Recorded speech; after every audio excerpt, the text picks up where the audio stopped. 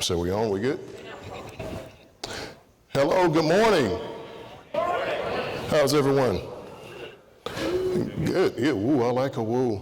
Well, thank you all for coming out to today's session, the currency of cores, where we're going to explore that question that we get asked often, how is the core doing? So we're gonna have a little bit of discussion about that. My name is Chris Middleton. I am the Administrative Director of Shared Resources for the Georgia Cancer Center at Augusta University, but I also have the pleasure of serving on the executive board of the Southeastern Association of Shared Resources, the chapter ABRF, we affectionately call ourselves CSER, and I'll be chairing this session, sort of going through all this together. Quick note, we are being sponsored by the good people at Nuclera, so if you do me a favor and give your undivided attention to Dr. Eric Swanson, he's gonna come up here and tell you a little bit about the good things that they're doing at Nuclera, and then I'll come in at the end and finish our discussion. All right. Thank you. All right, thank you. So we are Nuclera, and what we offer is rapid protein access with the goal of accelerating access to soluble active proteins and unlocking the bottlenecks that you might experience due to protein expression through breakthroughs. So everybody's familiar with the central dogma of biology. We don't have to belabor this point too much, but most cores, kind of function in silos within the central dogma, right? So you look at DNA, you look at RNA, but you don't look at protein, right? And why might that be the case? Or, other cores will look at protein and not look at that DNA and RNA. And I think the big reason there is proteins are hard, right? We all know proteins are hard, they're difficult. It's difficult to get them to be soluble, it's difficult to purify them. Making sure that they're active and then they stay that way. It's a real big challenge, right? And 65% of the time, we find that people fail at this challenge. Oops. But what we can do at Nuclera is, bring protein into your core, right? And we can do this because it's easy on our platform. So we have easy access to protein. Maybe you have some transcriptional data. You're wondering, hey, what's this protein doing? Generally, you might stop at that transcription point, but you can take that in and generate some protein for some analysis. Or maybe you're interested in improving Cas9 proteins, right? And you want a fast way to synthesize new Cas9s. Or perhaps you have an expensive cryo-EM scope sitting there, and your users are like, man, I'd use this platform, but I can't get the protein I need to study on it, right? So this is where Nuclera comes in, and what we offer is linear DNA to assay-ready protein in 48 hours. So it's a simple process. The first thing you got to do is design your experiment, right? This is basically what's the amino acid sequence for the protein you want to express. You can input it into our software. Then on the instrument itself, which is sitting up above here, you can see the box. It's about 2.5 feet by 2.5 feet. You can express and purify your proteins, and then of course, after you get your recipe you need for protein expression and purification, you can scale it, right? So we're looking at a 50 times faster turnaround. It's a simultaneous thing. You pipette it and forget it. And it's about $20 a data point. And what we've seen so far is we can obtain 90% of the proteins that we've tried and put on the platform. So how does this work? We use some electrowetting technology. This is actually the same technology that you might use for your Kindle e-reader, right? And instead of turning ink black and the paper white, we are going to use electronic signals to move nanoliter droplets of liquid around. So if you're watching the video over there, it's a pretty intricate dance. Right now it's actually doing the purification. It's adding those magnetic beads as we speak, and then it's going to rinse, rinse, rinse, and then elute off of the beads, and then the video will restart, right? All this is happening overnight. We don't have any interaction with the platform except you can monitor it through our cloud software if you're so inclined. All right, so zooming in a little bit, the first step, of course, on the platform is you need to express your proteins, right? So we're gonna express 24 different e-gene constructs simultaneously, right? That can look like a variety of different things. Maybe you're gonna include some solubility tags. Maybe you're just gonna go with 24 different constructs. Maybe you're gonna have truncates, mutations, things like that. And then we're going to use 8 unique cell-free blends, and this is, I think, New Clara's bread and butter, to get to 192 different expression conditions simultaneously on the platform.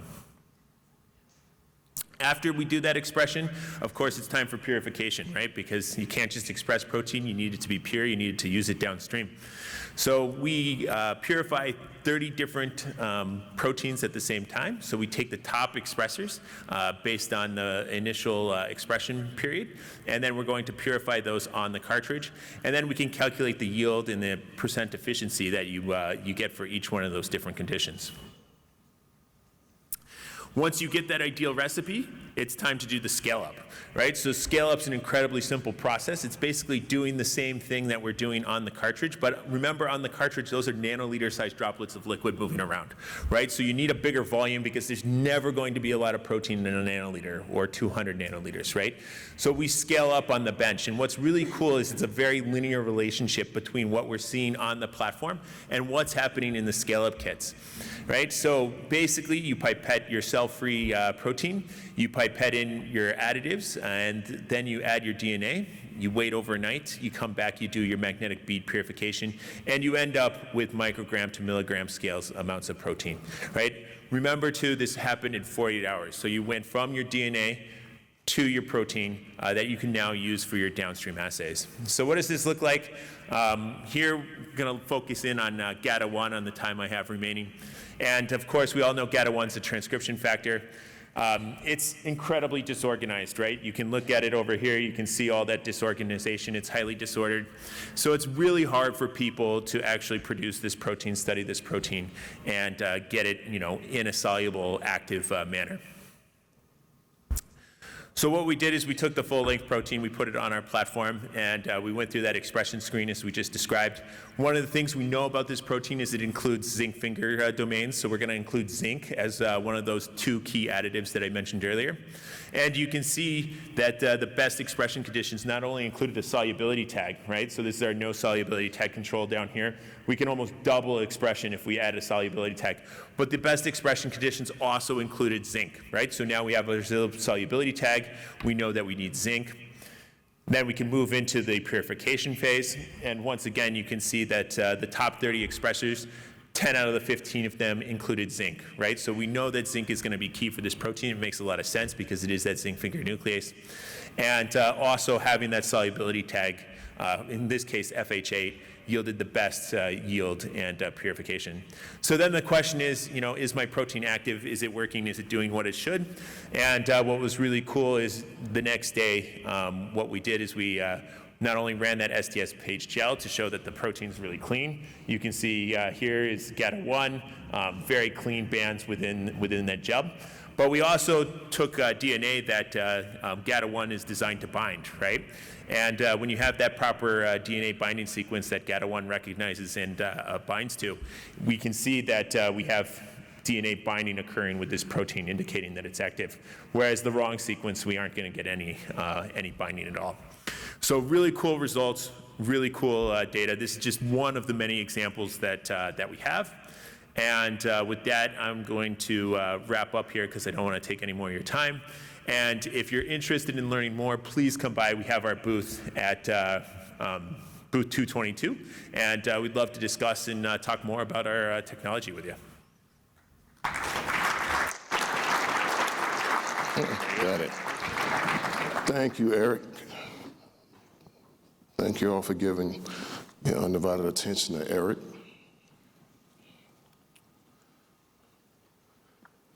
So, as I'm putting this presentation together and thinking about better performance management reporting for the course, it brought me back to thinking about the dollar, this currency. So everyone knows what this is. It's not that valuable these days, but it is a dollar. And it started me to thinking about, why is this dollar valued at $1? What are the important factors that make this currency valued at $1? Now, if you're like me and you grew up in the the 1900s, as my kids like to say, then at some point in time you learned about the gold standard, meaning that the value of the currency was based upon the precious metals that we had. And that worked well from about 1970s till the 1920s, then off and on till about 1971. Then after that, we moved to a more inclusive, comprehensive standard where it involved a lot of different factors that then decided how much that dollar was worth. So factors like GDP, interest rate, political stability, products that you bring out that you're shipping out as instance, with a lot of different factors that went into deciding what that dollar was worth and why that dollar then impacted those different factors. So I thought it made sense that the cores were similar to that dollar, because like the dollar, a lot of the cores that we have, our value is determined by a lot of different factors. And like the financial investors often ask the question of how is the dollar doing, we're often asked as administrators and core directors and core managers, well, how is the core doing? So what we'll be doing today is we'll be exploring an answer to that question of how is the core doing. So to start off, we're going to talk a little bit about a comprehensive performance management system that has been designed and stood the test of time, and that it has some applicable value to what the core is and how we do. We'll talk a little bit about some of the standard and the non-standard metrics of the different cores, because there is a difference between one core to the other. Your flow cytometry core is not like your bioinformatics core, and bioinformatics core is not like your integrated genomics core, and so forth and so on. And we'll talk about converting those metrics into key performance indicators that will then align with those key stakeholders who are interested in that question of how is the core doing. And we'll talk a little bit about how we can leverage that performance reporting so that we can give a more comprehensive or valuable answer to those people that are answering that question, how the core is doing. Then when you finish listening to me spill on about, well, I'll have some of my colleagues from CSER come up and answer a couple of questions, and then we'll open it up to you guys for your questions, comments, thoughts, snide remarks, all that. Sound good? So why is it important to have what I'm calling a comprehensive performance management system? The first thing it does is that it gives you the ability to communicate with different stakeholders. A lot of us are in situations where we're not only responding to one person who's interested in the core, but multiple people, whether it's the director of your department, your clients that you service, your VP of finance, your VP of research. There's a lot of people that are involved or invested in how the core is doing. So what a comprehensive core performance reporting system does is it combines all that information, takes all of their concerns, and then presents it to everyone in a manner that they can all appreciate. It also gives us the opportunity to take those unique values of the different cores and make sure that those are highlighted and that it's not left behind, because if someone's looking at just one element of your core and not really focusing on the other good things that you're doing, they're missing a lot of good information. So what we'll be doing is we will be aligning those core activities with those organizational goals that are important to the key stakeholders. Basically what we're doing is we're going to show through this reporting system the return on investment of the cores, answering that question of why should we continue to invest these resources in the cores? How does this help me? So the comprehensive performance management system that we focus on is called a balanced scorecard.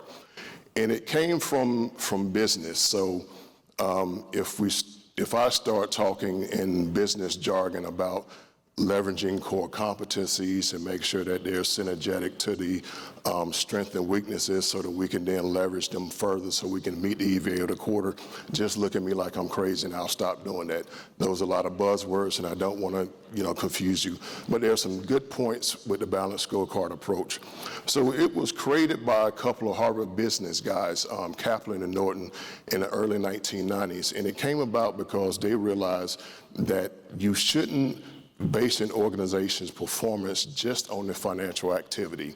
If you're looking at how much money that a company is making and asking the question, how is it doing, and that's the only metric that you have, you're losing a lot of good information. So they came up with this process, and it's the beauty of it is the simplicity of it.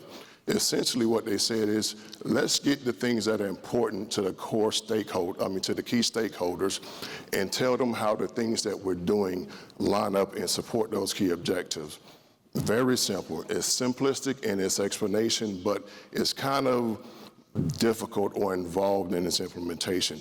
But if you take a serious approach to it and dedicate the time into researching, it's going to give you good feedback.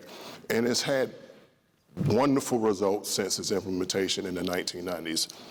There are government agencies that have taken advantage of the balanced scorecard. There are for-profit institutions, nonprofit institutions. I think about 70% at one time of Fortune 500 companies were using this process. And still today, since the early 1990s, it consistently ranks as one of the top 25 management systems that are available to people. It's so prevalent, we've also had some of our colleagues who study core performance reporting even suggest that we take the balanced scorecard approach when we're putting together our annual reports and things of that nature. So it's been a benefit. It's been a big hit, not only, again, in corporate America, but in nonprofit, university, higher level education and things of that nature. So tell you a little bit about how it works. So at the top, it's a study of knowing what your organization does, learning more about your organization, learning what the missions, values, vision, and strategy of your organization is. Now that requires a lot of investigation and a lot of going back and forth, because you can look on your university's website and get a list of the mission, values, visions, and strategies. But when you go talk to the key stakeholders to say, does this align with what you think it is, you're probably going to get different responses. So you put in the work to find out exactly what it is that's of interest to those key stakeholders, and that's your starting point. I'm going to bring up this graphic a couple of times because I really like it, because in the balanced scorecard, it doesn't work if it's just a top-down directive. It's not only a top-down directive, it's bottom-up. So from the top, you get verification of what the mission, vision, values, and strategies are, but at the bottom of the pyramid, the strengths of the structure, you get information like what are the key objectives and what are the measures. And I'll come back to the measures in a minute, but it requires there to be communication and synergies. I won't use that word again, and synergies between those who are the key stakeholders and those who are actually doing the work, who know explicitly what those metrics are. So the second step, once you get a better understanding of what your organization is interested in, is that you have to develop these perspectives. And from traditional balanced scorecard implementation, they come up with 4 different perspectives or point of views: financial, customer, internal processes, and learning and growth. So what that means is that you look at those missions and values through the perspective of finances, meaning how can we adjust our operations so that our finances go towards our goal? From the customer's perspective, who are our customers, who are our clients, and how can we serve our clients to achieve these certain goals that we've identified? Internal processes, you ask the question of how can we adjust what we do internally to support these goals and objectives. And learning and growth means that how do you invest in your people and your infrastructure so you can be better at supporting these goals. Again, I can't stress enough, it's simple, but it takes a little bit of work in making sure that everyone's on the same page as you take steps through these processes. So the next step, I think, is one of the key parts of implementing the balanced scorecard. So we've often heard the refrain that what gets measured gets managed. Well, that's some truth. But also, as Dr. Einstein said, not everything that counts can be counted, and not everything that can be counted counts. meaning that you can collect all the metrics that you want, but if they don't apply to what the key objectives are, if they don't apply to what your key stakeholders are interested in knowing about your core, then you're just collecting information. And hey, I get it. I am a metric hoarder. Any information that you can provide to me for how your core is operating, give it to me. Your user data, your duty cycles for your instruments, how much downtime you had, how many conferences you're in. Give me all that information. But again, if it doesn't apply to what your key stakeholders or what your organizations are interested in, then you're getting that information all for naught. Because at the end of the day, your metrics are data points. And data points are important, but we need to convert those into key performance indicators because those are tied to specific goals. And once you've identified those key performance indicators and you convert those to metrics, then the next step is you divide them into one or two categories. They're either going to be leading indicators, meaning those are going to be the process directors. Those are going to be the activities that are going to generate some type of result. And then you have these lagging indicators, which are your outcome measures. So these two need to work together. So if you're identifying the measures that are important to these goals, you have to have leading indicators and lagging indicators because they collectively point back to those key objectives and strategies that are important to those who are interested in how the core is doing. Now, the question often arises, how do you find these key measures or these measures? And I'm here to tell you, you have to be creative, but they're all around you. You just have to look for them. They are there, but you also have to talk to the right people. Again, it's top down, but bottom up as well. Talk to those who are running the cores. Those are going to be the people that are going to be able to tell you exactly what the measures are that they're generating, those metric points that are going to point towards those key objectives, those strategic objectives that the people that are vested in the course are interested in. So once you get to the point where you have those measures, then you sort of look at them through the lens of making sure that they are connected. So the last step with implementing the balanced scorecard is called a cause and effect linkage. You have these measures, you have these key objectives, but then you have to make the argument of why these measures are important to these key objectives. You can say that the strategic objective is we want to increase user satisfaction. Well, you also have a couple of measures that say, well, we can give town halls, we can give discounts, we can do all this sort of thing. So how does that impact user satisfaction? So you do those leading indicators, take care of those activities, and then you look for lagging indicators, whether it be user surveys, and if they're going to be, if that's going to show you that the user satisfaction is working, there you go, you're happy. But if you can't use user surveys, you got to be creative. There are other ways. The return users, they're not going to be return users if they're not satisfied. That's an indicator as well. Therein comes that creativity where you have to talk to everyone involved to make sure that there's a connection going on. Go back to my favorite graphic, top down, bottom up. It's got to work together. If you don't have everyone involved once you're creating these measures, it's going to be for naught, because once you identify the things that you can do as an organization to support these strategic objectives, you then have to fill out or complete what's called a measure dictionary, where you have to address all of or most of these key components of what the dictionary is. What's the strength of it? What's the description of the measure? Is it leading or lagging? You develop things like targets. This is the part where you make these measures more actionable items that are going to be linked to those key objectives. So once you've gotten to that point where you identified these measures and these key objectives, and you've created a cause and effect linkage, and you filled out all the justification for it, what you'll then have is your balanced scorecard that looks like some variation of this. It's simplistic, and again, in its outline, but It's easy for people to consume because here's what's important to me, here's what you're going to do to speak to the things that are important to me.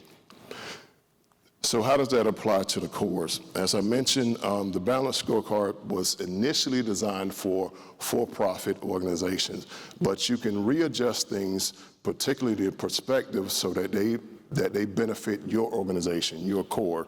In fact, Kaplan and Norton said that these perspectives aren't meant to be straitjackets. It's meant to be a framework, meaning it's meant to be customizable.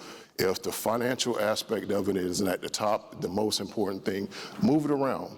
Maybe your learning and growth is most important. Maybe your clients are what's most important. Maybe your internal process, whatever. I personally think the finances should be at the bottom, but that's just me, because cores aren't here to make a lot of money, but it is a key important part of it.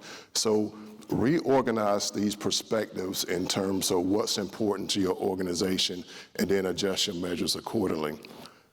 The other advice I would have if you're looking to implement this is take advantage of dashboards. Any visual display of how your balanced scorecard is progressing will make it a lot easier to you. It speaks to the reporting part of the balanced scorecard. There's not a lot of key stakeholders that are interested in a 36 or 72-page report. They want to look at these and quickly know how you're helping me. So talk to your IT people, get involved with them, or learn Tableau or Power BI or Excel for that matter, and generate these graphics that are going to be, again, easily consumable. And it's something that a lot of people are already getting invested in. Universities all across the country are making sure that these dashboards are available. Even some that are focusing on the core activity, make sure that these dashboards are speaking to the activities that are involved in the cores. So, tell you how it's impacted or how we're implementing at the Georgia Cancer Center. So when I started getting interested in the balanced scorecard approach for performance managing, I took the first step and looked at our mission, values, visions, and strategies, and I talked to a lot of our key stakeholders, our cancer center director, our VP of research, finance, and even someone from the president's office, back and forth to see what's interested in and what's interesting to them. Came up to that, but we're also in a situation where we're now starting to move towards National Cancer Institution designation, NCI designation. And if you're familiar with that, then you know that there's a huge list of focus points that are particularly interest to shared resources. So we took those focus points and we integrated them with the missions, values, visions, and strategies of the Georgia Cancer Center. We came up with this template. So the template identified what the focus areas were and what the objectives were. Also note that we even changed some of those perspectives in the name. We changed them to focus on the clients, development, fiscal activity, and operation. So we verified that these are the objectives that are important to the key people that are interested in how the core is acting. So then we went to our cores and said, hey, let's have a discussion about the different things that we can do to support these key objectives.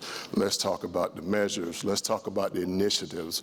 Let's talk targets. What do you feel comfortable in a year's time and what you're going to achieve?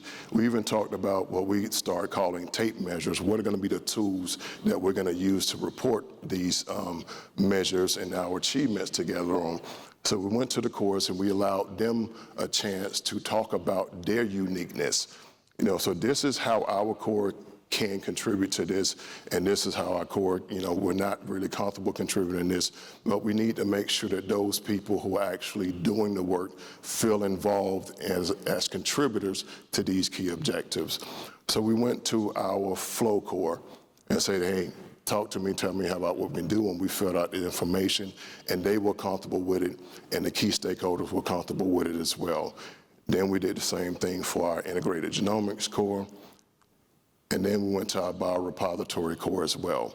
And that's led us along a path where we have everyone from the top to the bottom, everyone who's involved in answering that question, how the core is doing, on the same page in terms of what our objectives are and what we're going to be doing to connect and support those objectives. So the balanced scorecard has been great for us, but it's not a panacea. It's not a silver bullet. It's not a one-stop shopping for everyone. It's worked well for us, but it doesn't come without its pros and cons and its strength and limitation. One of the critical assessments of the balanced scorecard approach is that, that cause and effect linkage, it needs to be rock solid. You all know that correlation does not always equal causation. So you have to have a strong explanation for why you think that those measures directly report or support those objectives. So that can be difficult. The amount of time that you have to spend into gathering the information about those mission, values, visions, and strategies can be time consuming. A true implementation of the balanced scorecard can take weeks and sometimes months. Again, sometimes you will think that you have it down pat, then you go and talk to someone else and they're like, no, that's not what my understanding of what our key objectives are. Then you have to start over, or you have to integrate different things, which leads to the other limitations. If you have a decentralized core, then it can be a little bit more difficult because you're not only having to answer to one person that's in your department or your center, you also have to incorporate something from the bigger university or the organization. And if you've ever been in a decentralized core, sometimes those two heads don't talk well or don't like each other or have different visions about what's important, but you have to make sure to incorporate those. So those are the limitations of the cores. But at its end, the balanced scorecard approach is working well for us because it's about alignment. It's about taking those things that are unique for the cores and what they do and aligning them towards the things that are absolutely imperative and important for those key stakeholders. And that way you can always answer the question of what's important. That way you can make sure that the currency of your core speaks to those key objectives, and hopefully you can change what that currency turns into. Come on, people, I worked on this magic trick all morning. Oohs and ahs. Thank you. Thank you. If you're interested in the balanced scorecard or performance reporting, particularly for the cores, there's a QR code there for you. It offers some linkage. And now what I'm going to do is I'm going to open up the floor for our panelists. I'm going to invite some of my colleagues up here, Dr. Xavier Pitre, Dr. Gina Schafer, and Dr. Scott Olsen from the Southeastern Association of Shared Resources, CSER. Going to come up here and answer a couple of questions, and then we're going to open up the floor for questions, comments, and feedback from you guys so we can all get on the same page. Great. Thank you all for your attention.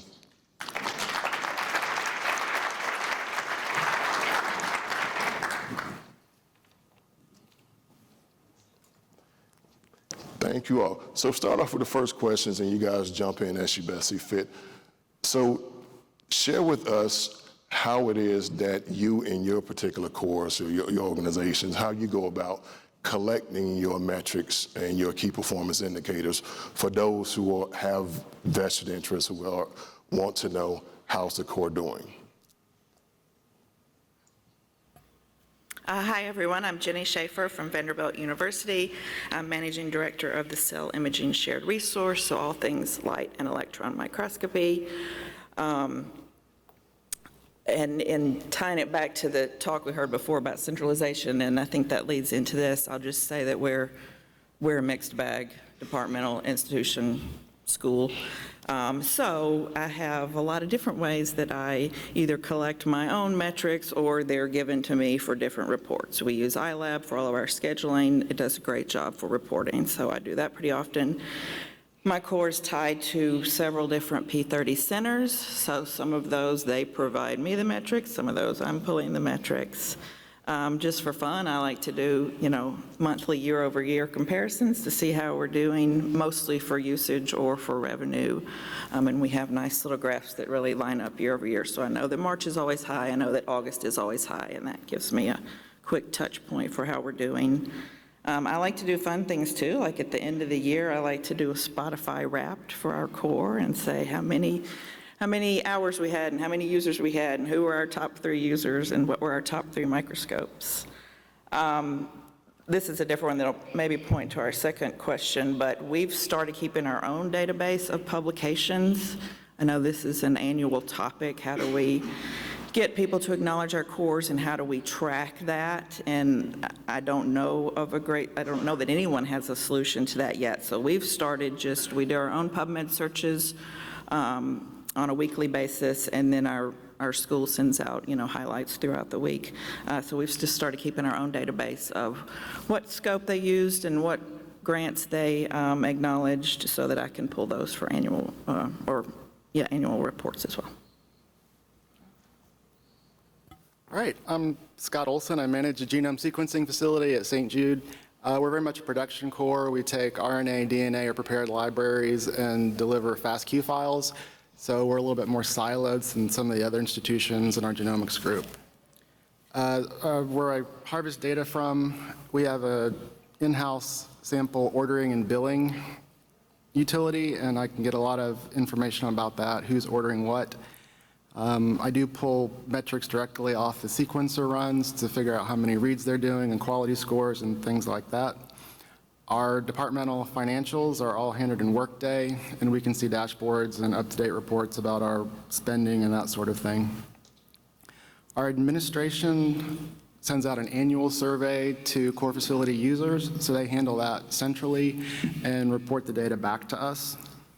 The institution has an annual employee survey, and managers with more than a certain number of direct reports get those data. And they also, as an administration, break out the core facilities and look at employee satisfaction within the cores. We do have an institutional system where whenever an investigator publishes, they're supposed to report the publication and include the shared resources that were used. We can also go into that database and search for our facility and indicate that they might not have listed us correctly. Turnaround time is really challenging. It sounds simple, date checked in, date checked out, but a lot goes on between check-in and check-out. There's lots of back and forth communications with customers, QC holds. So one of the kind of most interesting to our advisory committee is one that is tricky. I usually just kind of audit a subset of orders and note if there were variances and try to figure it out a little bit more granularly that way. We report to an advisory committee chaired by the vice president over our business unit, and we're also a cancer center, a comprehensive cancer center, and that org chart is different than the administrative org chart, so we kind of report to both two different vice presidents in two different contexts. Sounds fun. Hi, I'm Aaron Pitre. I work in the cell and tissue light microscopy shared resource at St. Jude Children's Research Hospital. So similar to Scott, I'm going to have a lot of the same overhead as far as the institutional components. So we also get the user data. We grab the publication data. We also keep an internal record of publications, both those that have individuals from our shared resources as an author on the publications versus those where we were simply acknowledged in the acknowledgement section. Collecting other data, a little contrary to what Chris said earlier, I'm a proponent of let's grab some data and then maybe figure out later what we use it for. So we have an in-house system that's somewhat flexible and limited into what sort of questions we ask with it. We also manage about a half dozen or so high-end image analysis workstations, and that's where a lot of the trying to figure out how to gather that kind of information took off a little bit. I think that's sort of everything. All right, great. So for the three of you again, so from all of the metrics and key performance indicators that you're gathering, do you feel like there are some that are underlooked or undervalued that you think your key stakeholders should pay more attention to? I have a couple of ideas that are things I've learned either at previous ABRFs or this year or just, talking with all of you lovely colleagues, that I think are important that administration it's hard to put a metric on. So I have a couple of examples. One, I mean, a lot of times I can show how many trainees we have trained or how many trainees have used our microscopes. But another one that I don't know how to pull the information for is how many dissertations we have touched. I mean, that has to be a huge number. And it seems that the school would be interested in that to show that output. Another one is unique users. So I don't just mean the number, but unique samples or unique users. So we're cell imaging. 99.9% of what we do is cell and tissue, but every now and then I have an interesting sample. So I have somebody from the geology department bringing in stalactites recently, and it's cool, it's interesting, but also to show where else are they going to go. You know, they don't have a core in the geology department, and they don't have the kind of light microscope that they need. So I think showing the broad variety of samples that we touch and how even if it's a one-off, it's vital for that person's work. So I'm not sure how to quantify that, but I think that's an important thing to show. Okay, similar to Jenny, the ones that I would like to value more are kind of squishy, and I don't think I could have a good metric for. One in particular is customer service and value added to projects. I know whenever there's an outsourcing discussion, it's usually about turnaround time and pricing, and I wish there were a way to express the value of the consultation and having samples not leave campus and things like that. And the second one is probably pretty broad, and again, probably a common theme at ABRF is a way to more accurately indicate the scientific impact of the institution beyond number of publications per year.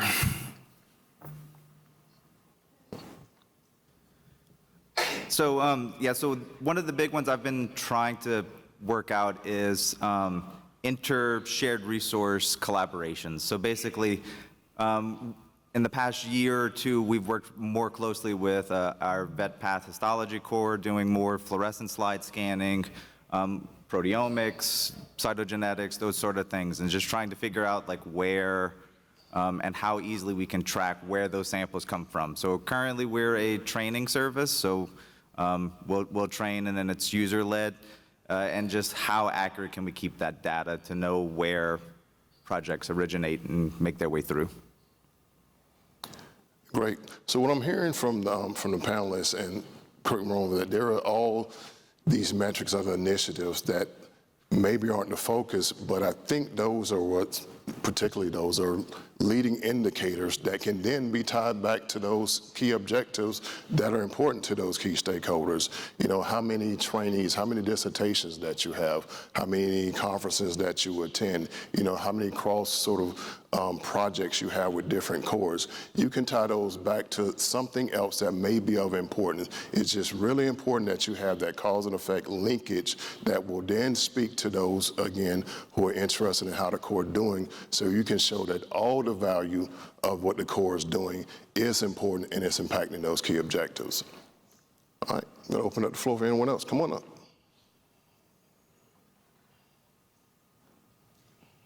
Hi, Joe Dragawan, CU Boulder.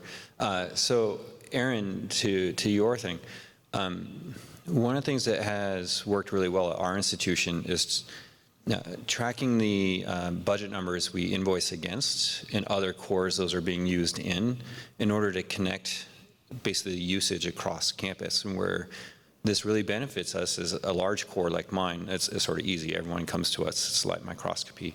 We have some other cores that may have not so many users, but their projects touch every other core, or they stem from other cores. So if you take this one core out, then those projects can't be completed. So it may be financially underperforming, but it is critical in a bigger infrastructure.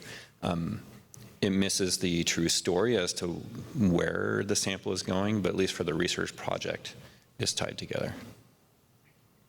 Great. Good, thanks. So I was going to echo what Joe said. We are trying to do the same thing. I'm Natasha Nicolaitis. I am at Purdue. We're trying to do the same thing with linking cores that are working together to try and demonstrate how critical cores may be to a single research project, and that you can't just take one away without affecting the others.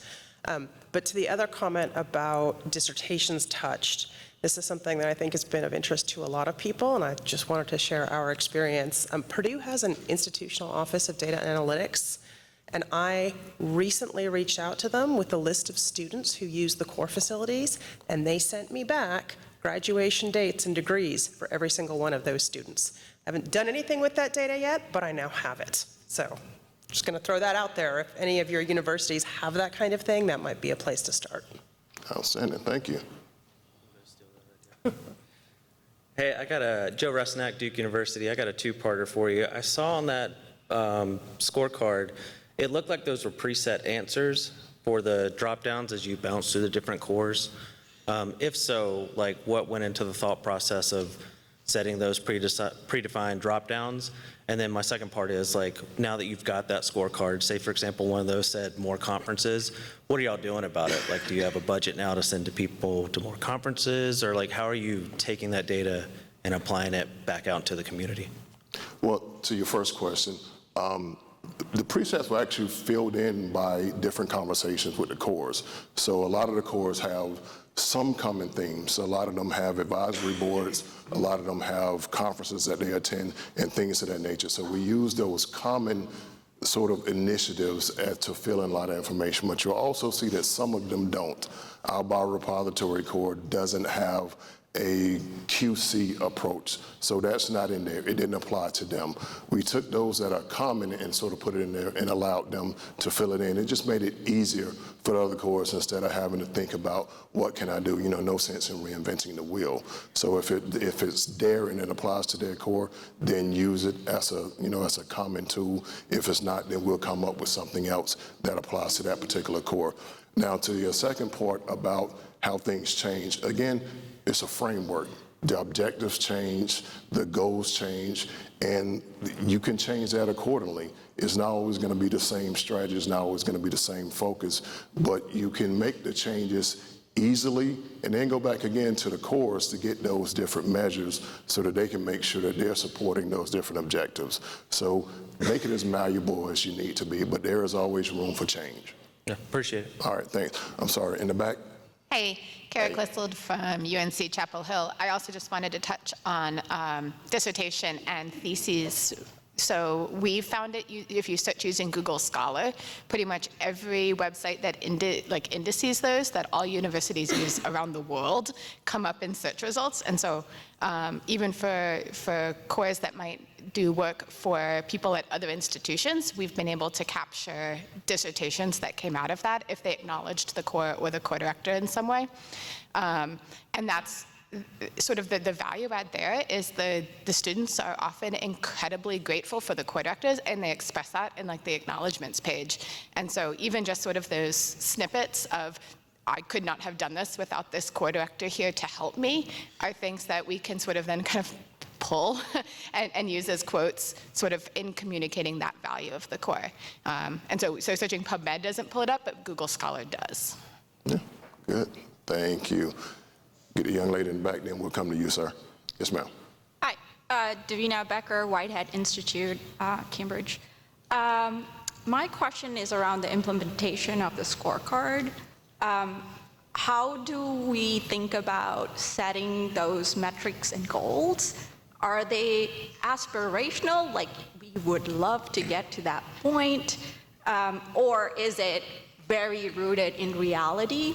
And then in terms of like err on the side of being more conservative about what targets you can hit, or kind of aim for a really high target, and if you don't get quite there, you're still good. And how often do we revise it? You mentioned goals can change, objectives can change.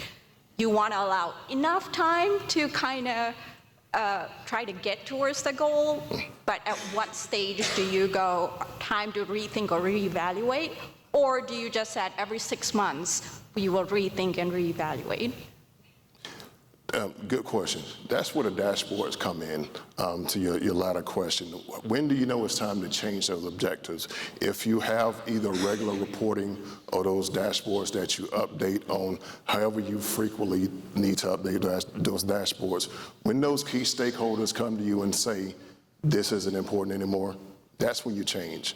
Again, top down and bottom up, it requires constant communication to make sure that everyone's satisfied with what they're contributing to and what they're receiving. If, a closed mouth doesn't get fed. If you tell me that you're interested in the user data, or if you're interested in outreach, and that's what we're giving you, we're going to continue giving you that until you tell us differently, and then it changes. To your first question about how do you set those So those boundaries, that's when you talk to the core directors, the core staff. Those are the ones who define what the measures are, and you ask them what they're comfortable with. You try and push them because you always want to be improving them, but you want to give them some achievable and tangible goals. Take the SMART approach: specific, measurable, achievable, realistic, and time-oriented. And that's a conversation that you have with the different staff members. All right. Thank you. Yes, sir. Josh Rappaport, Boston College. So my question actually dovetails precisely with where you just were. So core administrators can or are often kind of at this intermediary role between the cores and the senior leadership. And so this all makes a lot of sense to me, but maybe my question goes a little bit more into management than administration, because those individuals, myself included, also can be directly involved in supervision, like in terms of HR org structure of the core directors. So my question is, sometimes the senior leadership's metrics, even if they're just beyond ROI or cost recovery, even if they include things like, dissertations, that's fantastic. But the core directors sometimes can have much more, let's say, scientific excellence as their endpoints, right? Can literally just be like, how can I make this, and they can be even beyond the user base's understanding, or sometimes core directors can be like, how do I get the cleanest data? How do I get the best data, even if it's above what is needed, for example? So how do you, to lapse into, business speak, how do you harmonize the missions, let's say?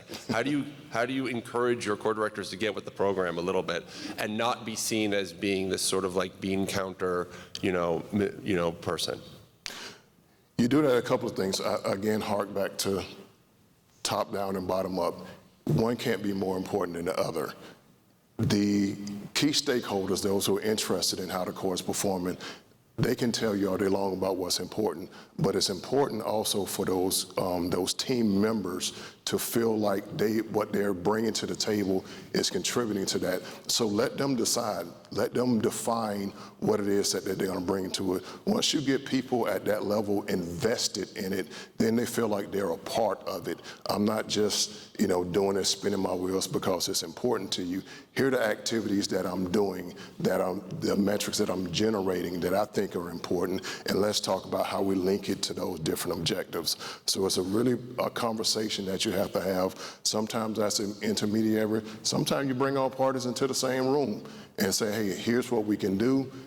Here's how we can match up with what you are expecting us to do or what's important to you to do. So that everyone's on the same page and everyone feels like they have a vested interest in achieving the same goals. Again, it's about alignment.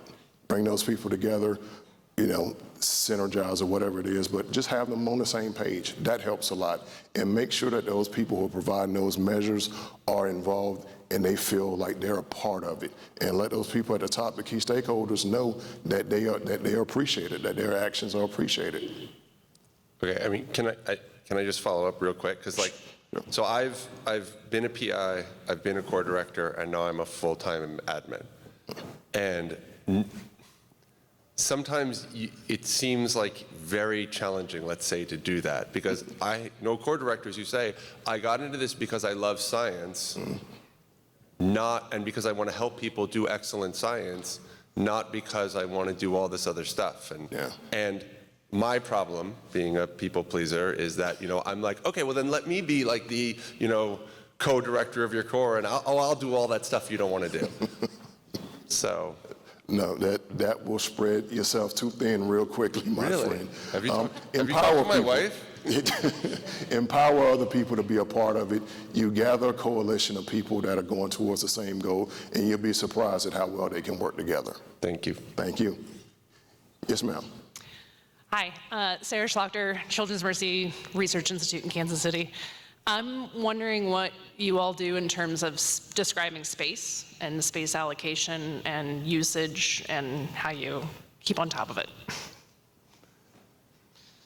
Well, for me especially, in terms of describing space, I don't separate out the space and the instrumentation or the services or the products that we're involving.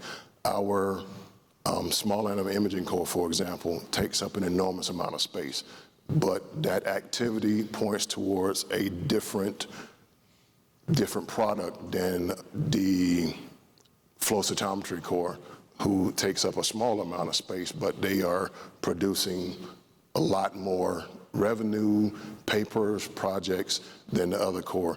You have to, again, look at that uniqueness. Here's what's unique about this, but it's also contributing towards those key objectives. And just because the integrated genomics core is bringing in 1.2 million in revenue, you know, the small animal imaging core is barely breaking 75,000, but it's important, and there are two different animals. So you describe that space as it applies to the objectives that they're performing towards, and not necessarily pitting one towards the other.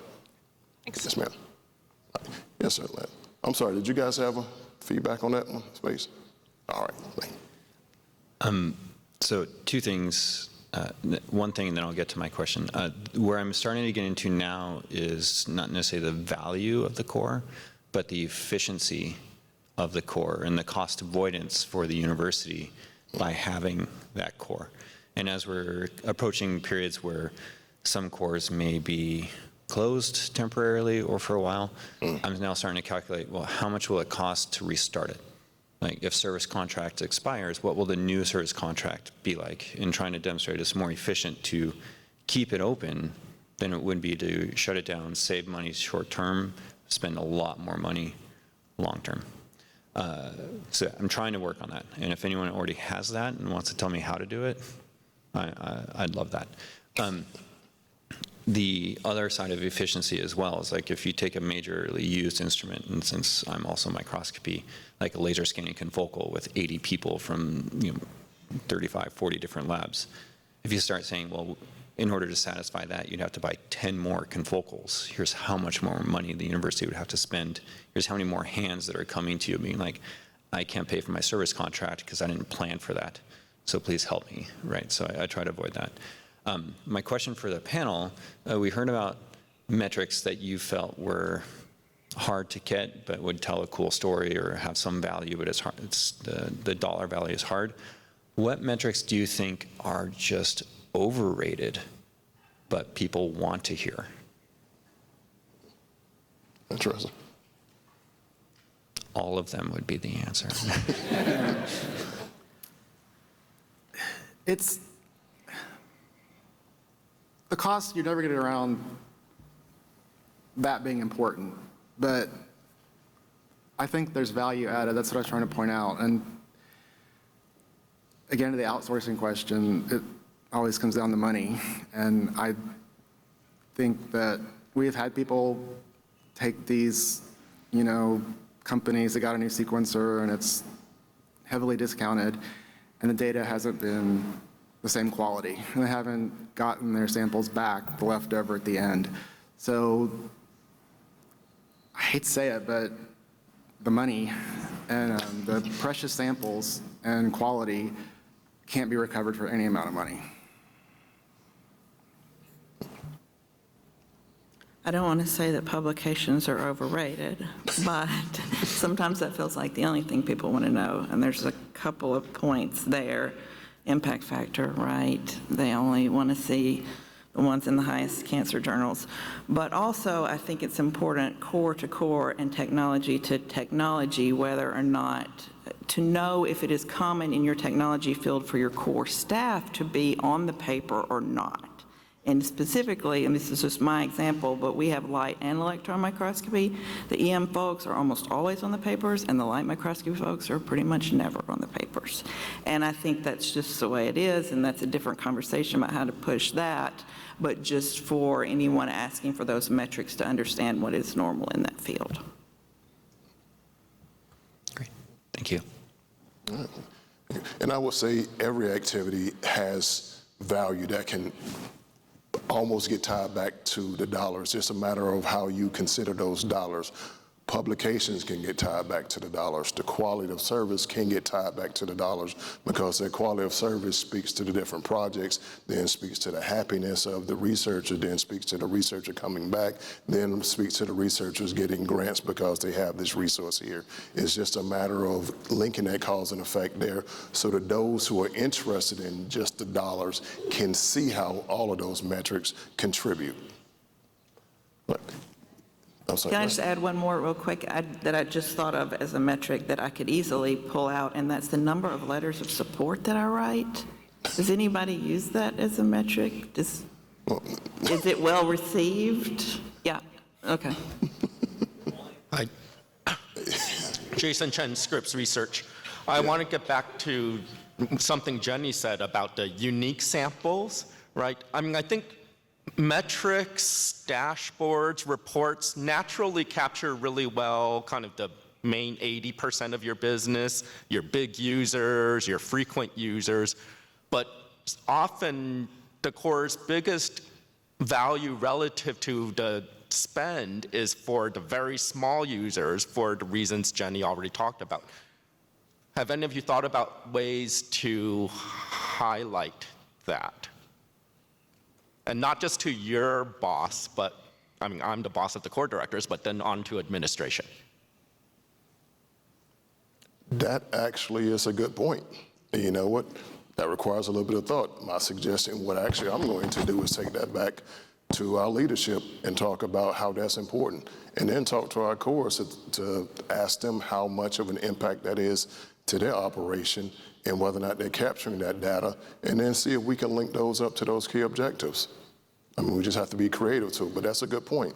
That's why you talk to the folks that are actually doing the work that will tell you what it is that they're generating, and then you can work to make that cause and effect linkage. Well, thank you. Thanks. I think one thing that I can think of is when we have staff meetings, we'll discuss interesting projects, and hopefully in committee meetings, there's space, a little bit of narrative space to say this is somebody that brought us something that could not have been done if we didn't have this. And it is not a numerical metric, but if there's just space for some narrative. Good point. Thank you. Yes, ma'am. Catherine Hale, University of Texas at Austin. And I kind of want to answer Joe's question about a metric that people like to see and I feel is a red herring and can have whoever you're showing it to go the wrong way. And that is the amount of institutional support per user of the Corps. Because it takes out from the narrative about what is the importance of that particular project, Corps, whatever, to the institutional mission. So the impact on the research you always have to consider, and it has to be, as you just said, a narrative so that you can tell the story. Innovation is also another one that's really hard to put down as a number. How much innovation does your Corps do? How many conferences they go to? That isn't necessarily it. How much new technology are they bringing in? Well, that hasn't generated your publications yet. Yeah. So that, the only way I can think of, I've tried to get at that number, is by looking in Corps management software and looking for the grant numbers, because you can look at the funding numbers and see whether or not it's an NIH grant or it's whatever funding source or an institutional project, and then display that information, because that can show, well, we're supporting peer-review funded research. We're supporting an institutional mission. We know this because that's what is the money that's being used at the course. That's a good point. Thanks. But also to your point, and I'll bring this up, put my administrator hat on, when you talk about innovation and that you can't quantify that, it's difficult, but you kind of have to, because I get approached by core directors and investigators all the time that tell me about this new and latest thing that is going to be awesome, and we need to do it, and it's innovative. And my question, I match your energy and tell me what awesome is. Who's going to tie this new instrument to their grants? Who's going to be using this? Don't come and just say, everybody loves this. Well, tell me who everyone is, because I have to make an argument for it. I want to make sure that we're on the cutting edge of technology and services, but we can't just keep purchasing PET systems and confocal microscopes and things of that nature just because it's cool. And you saw it at a conference. I mean, Erica will sell you something from Nuclera all day long, but if we can't use it, it's not going to be of any benefit. Yes, sir. So I'm Andy Ott from Northwestern University. I feel like this is a really good discussion about generating metrics for cores to manage themselves. The struggle as an administrator is I get my budget at the beginning of the year, and I love all you guys, right? But in order to have this idea where if the core demonstrates its value, the institutional support will come. We have to be able to make the argument really effectively to leadership to what the right size of support is, and it's not just more. And I'm curious from the group what metrics have worked well to make those arguments, or if they've worked well, knowing that my institution values competitiveness over almost everything. That's a good question, and if anyone else has good answers, step up. I tell you what is impressed upon us at the Georgia Cancer Center is, again, we have this big push towards NCI designation.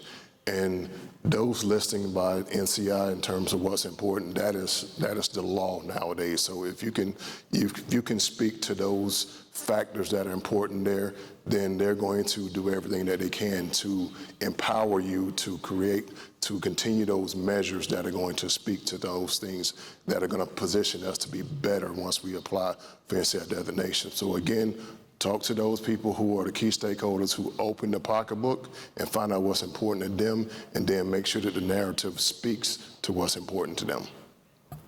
I'll add one thing that's a little bit successful is just showing what other institutions are doing. I'm speaking specifically here to when I have somebody that I want to hire and they don't want to increase the budget, but if I can show what they would get paid elsewhere and how that would hurt our university, they're usually pretty receptive to that.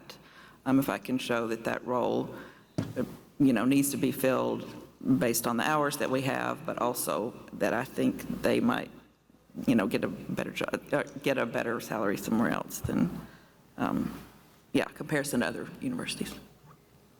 Awesome. Hi, Barbara Rosati from Stony Brook University, New York. I just wanted to just throw it out there. What we do is we include core directors into faculty candidate interviews. And I think this is a great value because I run a small single-cell genomics core, but a lot of the faculty we have recruited recently, it was essential for them to have a core, local core of such at the university. This is an important factor both for innovation and for faculty retention, so the mission of many departments. And so I think this is something that one could include as a value of a core, and faculty retention as well is the same thing.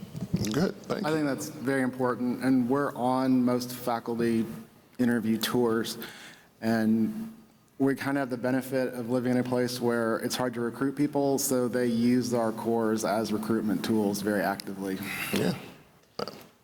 Natasha from Purdue again. Andy, I will answer your question as to what's worked for us. And to your earlier point, Chris, the concept of metrics are great, but if you can't translate those into impact, then it's just numbers. Yeah. And so I find what has worked best for us is if I need more resources, if I can show how the current situation is, in this case, negatively impacting research at the institution, numerically. So, for instance, right now, I am trying to get more staff for one of the cores. They are turning away all external work because they are too busy. And I have told them, every time you turn away an external project, I want you to tell me how much money that project would have brought into the core had you been able to do it. Yeah.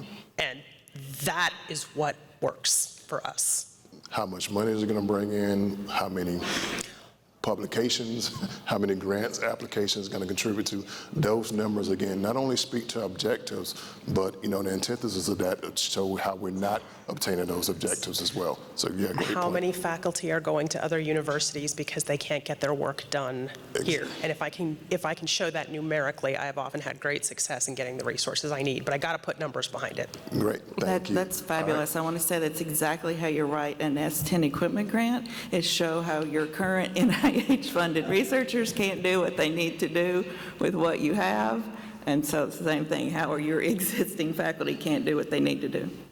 Exactly. All right, last question. Yes, sir. Sir, Jeff Weiss, Northwestern University. If people are confused, Andy and I, we have 2 campuses. We work together to manage the programs. I like to make the distinction in funding between operational support and strategic investment, which is an important thing for us. Yeah. If I look at my imaging core or the flow cytometry core, it's very easy to make a justification for their support quantitatively, right? They support hundreds of laboratories.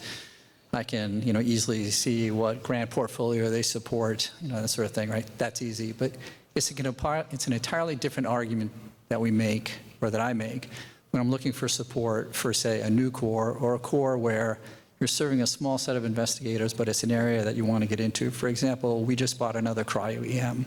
That's never going to pay for itself, sort of ever, right? But it's a direction that the medical school had decided that they needed to be in to be competitive. And so I don't use the same metrics or make the same arguments to get money to support a large core that supports a diverse user base. I do to support an up-and-coming technology or a small core that supports a small number of investigators, but in an area that's, say, strategically important either to the NIH or to the institution, right? I make a clear distinction between those two things, and that keeps the argument from getting a little bit confused. And that's a great point. All right. We've got time for one last one, I think, gentlemen. Yeah, one last question. Yes, ma'am.